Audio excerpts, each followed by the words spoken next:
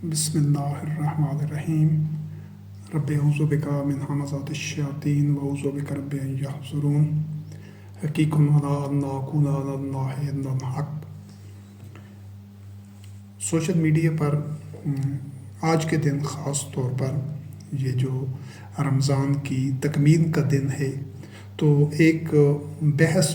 چلی ہوئی ہے اور مختلف جو لوگ ہیں اپنا اپنا موقف اس کے اوپر دے رہے ہیں۔ یہ جو عید الفطر ہے اس کے حوالے سے تو جو اکثریت ہے مسلمانوں کی اس کا تو وہی روایتی موقف ہے کہ وہ جس طرح عید مناتے ہیں جو دنیا میں جس انداز سے منائی جا رہی ہے وہ اسی طریقے سے اسی کا دفاع کر رہے ہیں اور اسی کو ہی وہ درست قرار دے رہے ہیں جو ایک مروجہ طریقہ ہے پوری جو مسلم دنیا ہے۔ جبکہ کچھ احباب ایسے ہیں جو اپنے آپ کو قرآن کریم کا اتباع کرنے کا دعویٰ کرتے ہیں، ان کا موقف اس سے بالکل مختلف ہے اور وہ ان کی اس انداز سے جو عید الفطر منانا ہے اس کی بالکل نفی کرتے ہیں اور وہ اس کے حق میں دلائل دیتے ہیں کہ اس کا قرآن کریم میں عید کا کوئی تصور نہیں ہے۔ لہٰذا یہ دونوں انتہاؤں کے اوپر کھڑے ہیں۔ تو اس سلسلے میں یہ ایک جو ایک بڑی اہم جو ایونٹ ہے، ایک موقع ہوتا ہے سال میں اس کا بھی، اور پھر جو اس کے بعد جو ذی الحج کے مہینے میں عید الاضحیٰ ہوتی ہے اس کے حوالے سے، لیکن اس موقع پر ہم یہ جو عید الفطر منائی جاتی ہے اس کو قرآن کریم کی روشنی میں دیکھتے ہیں کہ کس فریق کا موقف درست ہے اور کس کا غلط ہے، اور اللہ رب کریم کی آیات کی روشنی میں جس کو غیر جانبداری اور عدم کے ساتھ کہ کون فریق کس حد تک درست ہے۔ تو پہلا جو ایک تصور ہے عید الفطر کا، اس میں کوئی شک نہیں ہے کہ قرآن کریم میں عید الفطر کا لفظ بھی کہیں استعمال نہیں ہوا اس حوالے سے۔ لیکن یہ جو دوسرے جو احباب ہیں جو اپنے آپ کو قرآن کریم کا اتباع کرنے والے کہتے ہیں، وہ بالکل سرے سے عید کے اس ایک تصور سے ہی وہ اختلاف رکھتے ہیں۔ تو اس سلسلے میں سب سے پہلے تو یہ دیکھنا ہے کہ اللہ رب کریم کا حکم کیا ہے۔ اس سلسلے میں قرآن کریم کی اور بھی آیات ہیں، لیکن 12 آیات کی روشنی میں اس مسئلے کو سمجھنے اور اس سے درست نتیجہ اور موقف اختیار کرنے کی کوشش کی گئی ہے۔ پہلے ان آیات کے حوالہ جات نوٹ کر لیں تاکہ آپ ان کو قرآن کریم میں سے دیکھ سکیں۔ تو اس سلسلے میں سورۃ المومنون کی آیت نمبر 53 ہے، سورۃ الروم کی آیت نمبر 32 ہے، اور سورۃ الرعد کی آیت نمبر 36 ہے، سورۃ القصص کی آیت نمبر 76 ہے، سورۃ المومن کی آیت نمبر 83 ہے، اور سورۃ المومن کی آیت نمبر 75 ہے۔ یہ 6 ایسے حوالہ جات ہیں کہ اس طرح کی جو خوشی ہے، شادمانی ہے، شاداں فرحاں ہونا ہے، خوش ہونا ہے، اس طرح کی خوشی سے اللہ رب کریم نے منع کیا ہے، اور یہ باطن عمل ہے۔ اس چیز کو بالکل نہیں کرنا اللہ رب کریم کی آیات کی روشنی میں۔ جو لوگ ان بنیادوں کے اوپر شاداں و فرحاں ہوتے ہیں، یہ فرحین کا جو لفظ ہے فَلْيَفْرَحُوا، یہ جو اردو میں لفظ فرحت بخش، جس سے انسان کو ایک امنگ پیدا ہوتی ہے، ایک خوشی ہوتی ہے، ایک شادمانی کا احساس ہوتا ہے، اردو میں جس کو خوش و خرم کہتے ہیں، یہ وہی عربی میں اس کا جو متبادل لفظ ہے وہ یہی فرحت ہے، اردو میں بھی مستعمل ہے۔ تو یہ 6 قسم کی یہ جو فرحت ہے اس سے اللہ رب کریم نے منع کیا ہے، اور یہ باطن عمل ہے، اور یہ ان لوگوں کا عمل ہے جو جہنمی ہیں، جن کو اللہ رب کریم پسند نہیں کرتا۔ تو ہمیں اس طرح کی فرحت سے تمام جو مومنین ہیں، مسلمین ہیں، چاہے وہ اپنے آپ کو صرف قرآن کریم کا اتباع کرنے والے قرار دیتے ہیں یا دیگر جو مسلمین ہیں، ان سب کو چاہیے کہ ہر حوالے سے وہ اس چیز پر نظر رکھیں کہ ان 6 حوالہ جات میں سے کسی طرح بھی وہ کبھی بھی ان میں سے کسی کو اپنے لیے ذریعہ فرحت نہ بنائیں۔ ان کی تفصیل آئے گی۔ پھر اس کے بعد اور 6 آیات ہیں، وہ 6 آیات ایسی ہیں کہ جو اللہ وحدہ لا شریک احسن الخالقین ہے، اس نے انسانوں کو تخلیق کیا ہے، وہ انسانوں کے مزاج، اس کی نفسیات، اس کی ساخت، اس کی ضرورتوں کو سمجھتا ہے۔ تو اس نے جو جہاں پر حکم دیا ہے فرحت کا، خوشی کا، شادمانی کا، اس کو مومنین کو چاہیے کہ اس کو اختیار کریں، صرف ان حدود کے اندر، اور اس کی بنیادیں ان کی ٹھیک ہونی چاہیے۔ تو جو لوگ اس فرحت سے، اس خوشی سے، شادمانی سے، جس کا رب کریم نے حکم دیا ہے، جو انسانی نفسیات کا تقاضا ہے اور انسان کی یہ جو صحت مندانہ طرز زندگی ہے اس کا وہ لازمی جزو ہے، تو جو لوگ اس سے بھی منہ موڑ دیں گے، منہ پھیر دیں گے، وہ بھی غلط ہے۔ وہ صرف اس وجہ سے محض یہ ضد کرتے ہوئے، یہ جو اپنے آپ کو قرآن کریم کا اتباع کرنے والے کہتے ہیں، وہ صرف اس ضد اور عناد اور اختلاف کی بنیاد پر کہ دوسرے سارے لوگ یہ جو رمضان کی تکمیل کے بعد یہ خوشی مناتے ہیں، تو ہم جو کہ دیگر بہت سارے معاملات میں ان سے اختلاف کرتے ہیں، تو محض اختلاف برائے اختلاف کی بنیاد پر اس کو بالکل رد کر دیں یا اس سے اختلاف کریں یا اس کو ٹھکرا دیں۔ یہ ضد کی بنیاد پر اختیار کیا گیا موقف بھی غلط ہے۔ ہم ان دونوں کو قرآن کریم کی روشنی میں دیکھیں گے کہ کہاں اور کس بنیادوں پر اللہ رب کریم نے خوشی منانے کا حکم دیا ہے، خوشی کا، فرحت کا، اور کن بنیادوں پر، کن مواقع پر، کس صورتحال میں خوشی سے اجتناب کرنا ہے کہ وہ چیزیں ہماری خوشی اور فرحت اور شادمانی کا باعث نہ ہوں۔ تو یہ جو پہلا آیات کا حوالہ بیان کر دیا گیا ہے، 6 جو آیات ہیں، اور جن مواقع پر، جس بنیادوں کے اوپر، جس ایک جواز کے اوپر جو خوشی منانی ہے، جو فرحت اور شادمانی اللہ رب کریم نے حکم دیا ہے، اور وہ انسانی صحت مند انسانی رویوں کے لیے، اس کے تزکیہ کے لیے جو ضروری ہے، ان آیات کے جو حوالہ جات ہیں وہ سورۃ یونس کی آیت نمبر 22 ہے، سورۃ الروم کی آیت نمبر 36 ہے، اس کے بعد سورۃ الرعد کی آیت نمبر 36 ہے، سورۃ یونس کی آیت نمبر 58 ہے، اور سورۃ الروم کی آیت نمبر 4 ہے، اور سورۃ آل عمران کی آیت نمبر 170 ہے۔ یہ جو فرحت کی، یہ جو شادمانی کی یہ کیفیتیں، یہ تمام کی تمام اللہ رب کریم نے انسانی ساخت کو، اس کی نفسیات کو مد نظر رکھتے ہوئے، وہ احسن الخالقین ہے، وہ انسان کی ضرورتوں سے، اس کے تقاضوں سے خوب آگاہ ہے۔ تو اس بنیاد کے اوپر جہاں جہاں یہ مومنین کے حوالے سے، جہاں انسانوں کے حوالے سے فرحت کا ذکر ہے، تو ہم نے اس فرحت سے، اس خوشی اور شادمانی سے منہ نہیں موڑنا، اس کو تسلیم کرنا ہے، اس کو اختیار کرنا ہے، اور اس خوشی اور شادمانی اور فرحت سے بہرمند ہونا ہے۔ تو پہلے ہم اس مواقع کو، اس بنیادوں کو دیکھ لیتے کہ جن پر ہمیں کبھی بھی خوشی اور فرحت اور شادمانی نہیں ہونی چاہیے۔ تو اس سلسلے میں پہلا جو حوالہ ہے اس میں اللہ رب کریم نے بیان کیا ہے کہ جو سابقہ رسول علیہ السلام ہیں، ان کے جو ناخلف ہوتے تھے، ان رسول علیہ السلام کے بعد میں آنے والے جو لوگ ہوتے تھے، تو وہ امت واحدہ نہیں رہتے تھے، وہ فرقہ فرقہ ہو جاتے تھے، آپس میں وہ اختلافات اور بغین بینہم پیدا کر دیتے تھے۔ فتقطعوا امرہم بینہم زبرا کل حزب بما لدیہم فرحون، کہ آپس میں ٹکڑے ٹکڑے ہو جاتے تھے۔ تو آج پہلی چیز جو نہیں کرنی، جس کو بنیاد فرحت کی اور جواز فرحت، خوشی کا جواز اور خوشی کا سامان نہیں بنانا، وہ یہ ہے کہ یہ جو مسلمان یا دیگر جو اہل کتاب ہیں، یہ جو فرقوں میں بٹ چکے ہیں، ان فرقوں کو کی بنیادوں پر خوش نہیں ہونا، بلکہ ان سے کراہت اختیار کرنی ہے، ان کو رد کرنا ہے، ان کو ٹھکرانا ہے، یہ لازمی ہے۔ اگر وہ اپنی فرقہ وارانہ بنیادوں کے اوپر فارغون ہیں، خوش ہیں، تو یہ امر اللہ رب کریم کو ناپسند ہے، اللہ رب العزت نے اسے منع کیا ہے، اور اس کو ترک کرنا ضروری ہے۔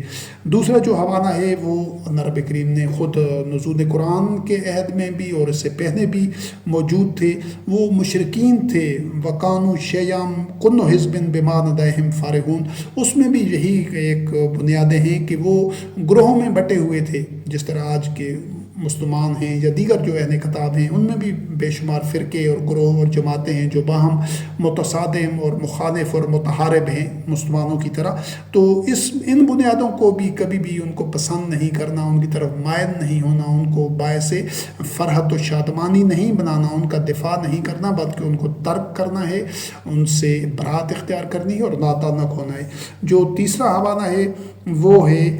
کہ اللہ رب کریم نے جن لوگوں کو اکتساب رزق میں ایک فضیلت دی ہے کہ ان کو اللہ رب العزت نے یہ صلاحیت دی ہے کہ وہ زیادہ رزق کما سکتے ہیں، ان میں یہ پوٹینسی ہے، صلاحیت ہے، تو ان کو اس بنیاد کے اوپر ایک اترانا نہیں چاہیے، خوش نہیں ہونا چاہیے کہ یہ تو اللہ رب کریم کی مشیت ہے، اس نے یہ اس وجہ سے انسانوں میں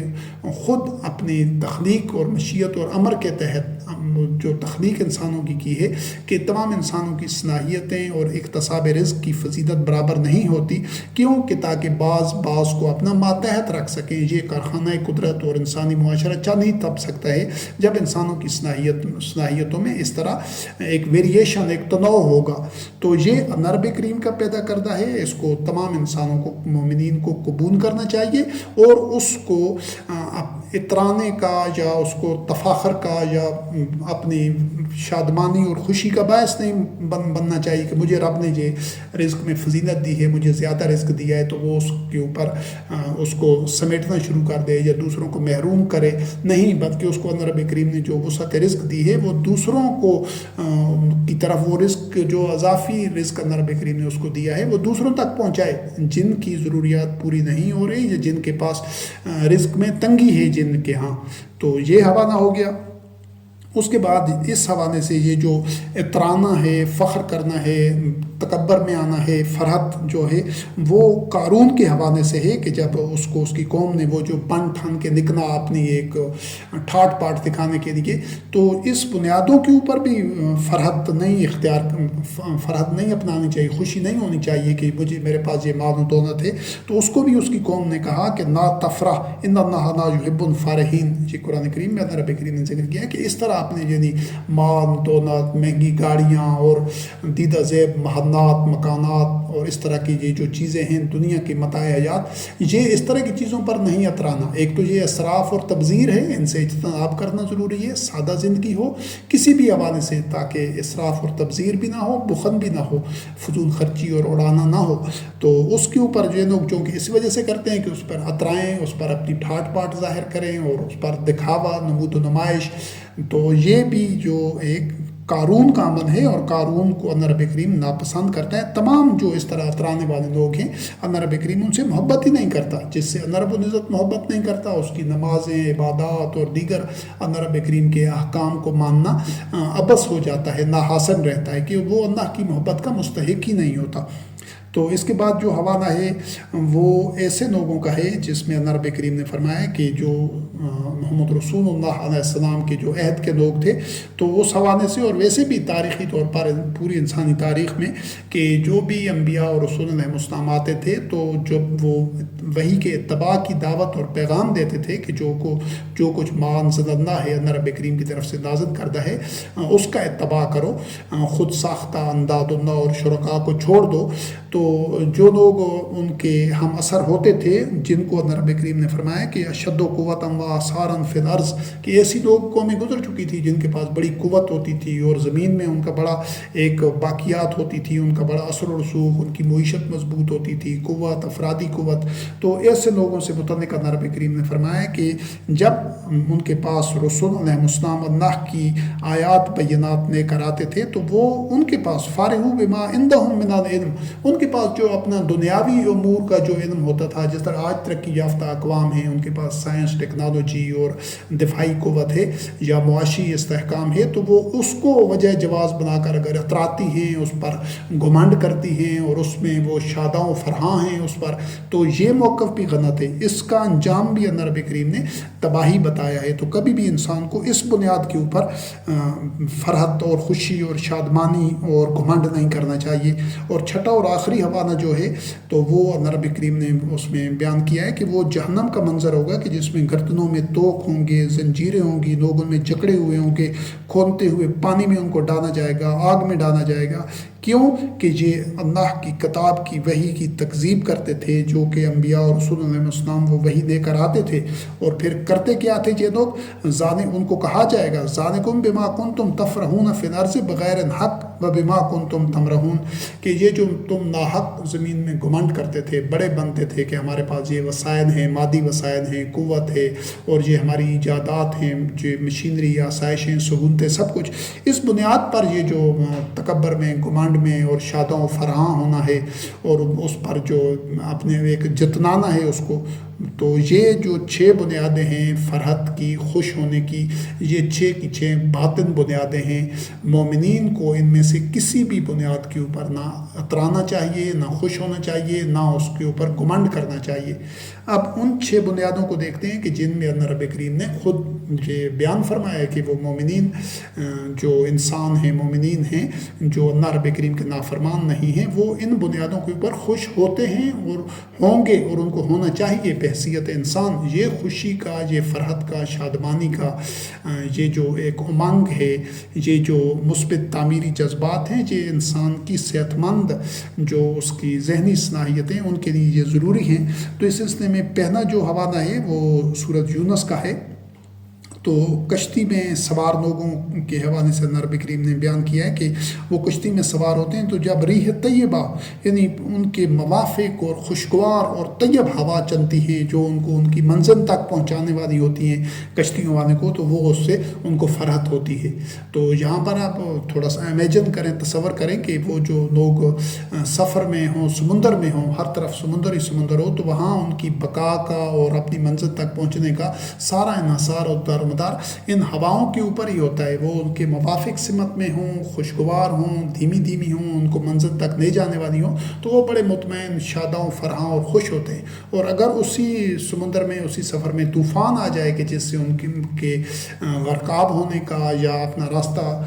से हट जाने का इम्कान होता है, तो वो उनके लिए एक वजह परेशानी होती है। तो यहाँ पर जो इंसान की एक साख्त है, इंसानी नफ्सियात हैं, तो यहाँ पर नबी करीम ने उसको रीह तैयबा के हवाले से बयान किया है, तो उससे इंसानों को फरहत होती है। जो दूसरा हवाला है वो अल्लाह रब्बुल करीम ने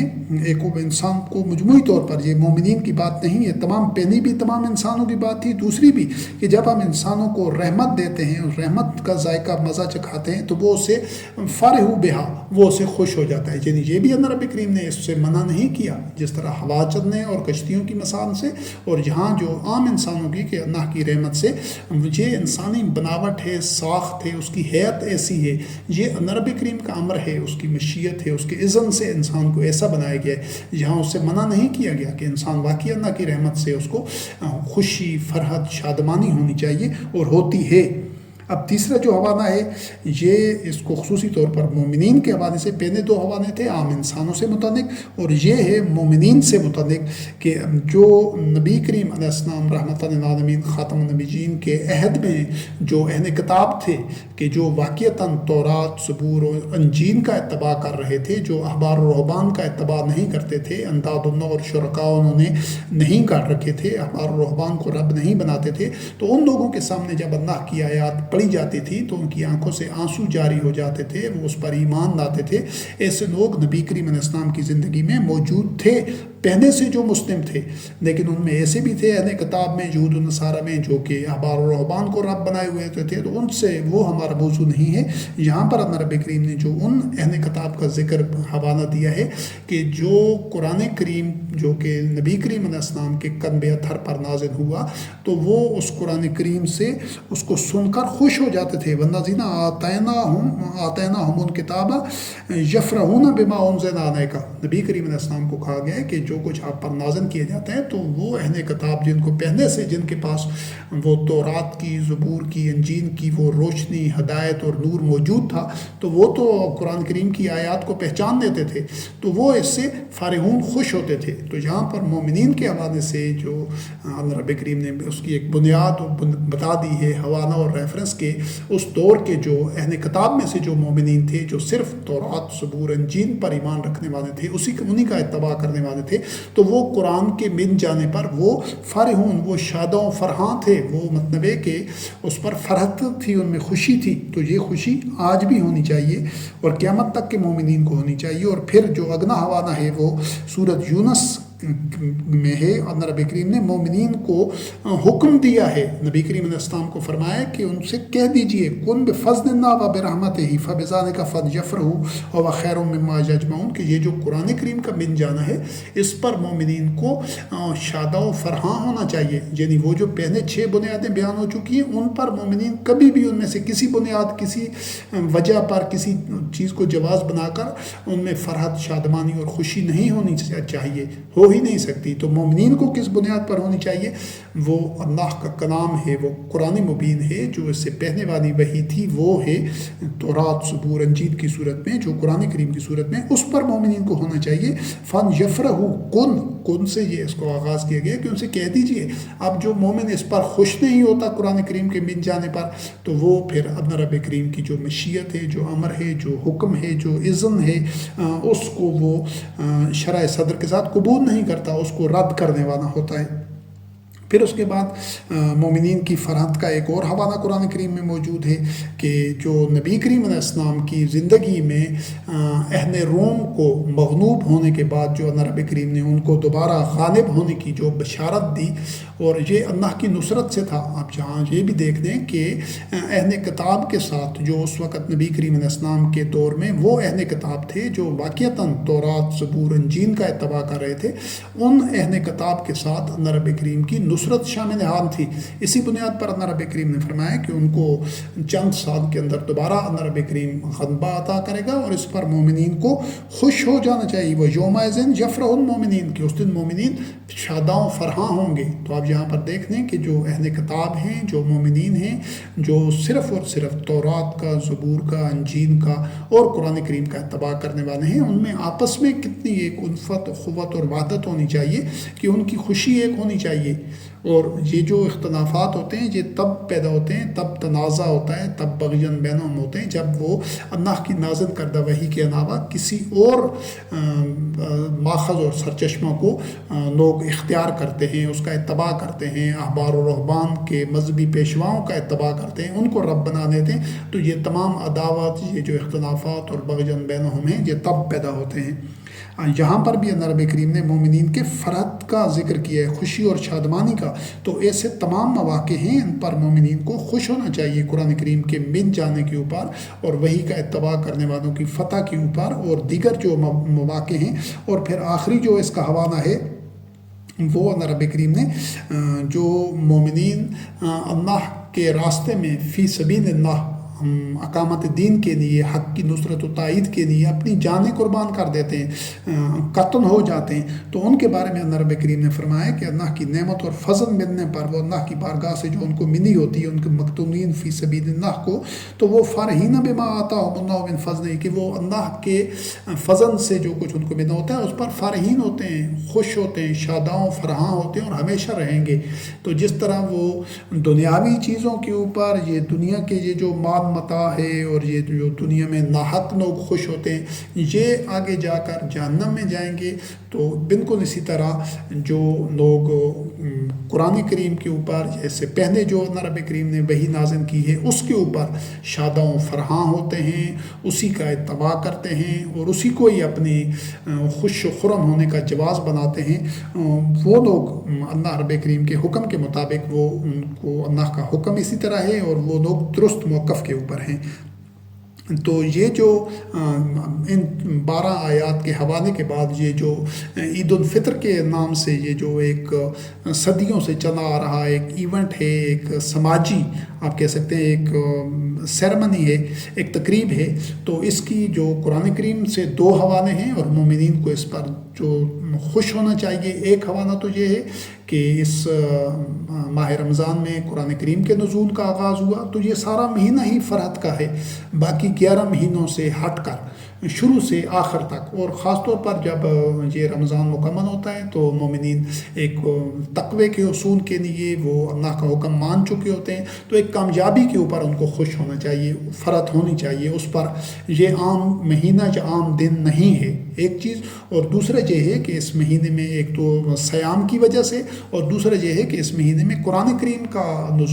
آغاز ہوا تھا نزول کا، تو اس حوالے سے یہ دوہری خوشی ہے مومنین کے لیے، مسلمانوں کے لیے۔ تو خاص طور پر یہ جو اب دونوں جو ایک فریقین ہیں، ایک جو روایتی اور مروجہ ایک عید الفطر کا مفہوم رکھنے والے ہیں، ان کے لیے اس میں ایک انتباہ ہے، ایک ان کے لیے جو درست موقف ہے کہ وہ اس موقع کو، یہ جو رمضان کا مہینہ ہے یا رمضان کی تکمیل کے بعد شوال کا پہنا دن ہے جس کو عید الفطر کہا جاتا ہے، اس کے اوپر وہ تفاخر نہ کریں، فضول مال دولت نہ اڑائیں، نمود و نمائش اور بھڑکینا پن اور خواہ ٹھاٹ باٹ کرنے کی جو موقف ہے وہ غلط ہے، وہ باطن ہے، اس سے نبی کریم نے منع کیا ہے۔ اور جو درست موقف ہے کہ اس پورے مہینے میں اور اس دن وہ فرحت سے ہوں اور قرآن کریم کا مطالعہ کریں، صرف اسی کا اتباع کریں، اسی کی طرف رجحان رکھیں، پورا مہینہ اس سے حصول علم کریں، اس کے ذریعے اپنا تزکیہ نفس کریں۔ یہ عام مسلمانوں کے لیے، جو مسلمانوں کی اکثریت ہے، ان کے لیے یہ ایک درست حکمت عملی ہے کتاب اللہ کی روشنی میں۔ اور جو